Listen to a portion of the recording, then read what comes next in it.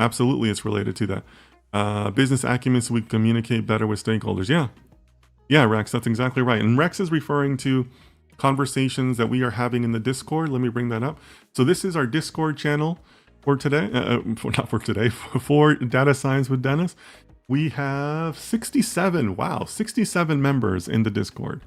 So feel free to join us. And Rex is right. We are having various conversations. We're having memes. I think Hamad included a meme yesterday, which is hilarious.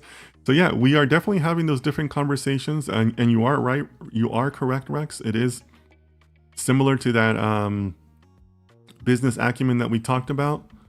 What was the screen I had up before? Yeah, I think I had that up before.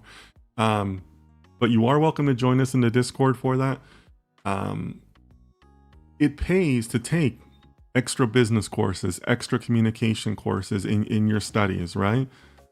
Because you are going to have to present those results, and being able to talk to the business is what separates you from other data scientists, other people on your teams. You know, we've had questions about leadership.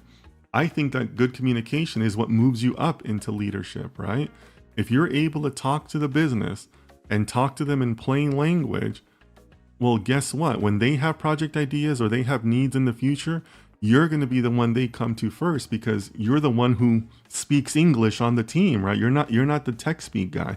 Now you're talking to them in a way that they understand. So in turn, they're going to come to you in the future, right?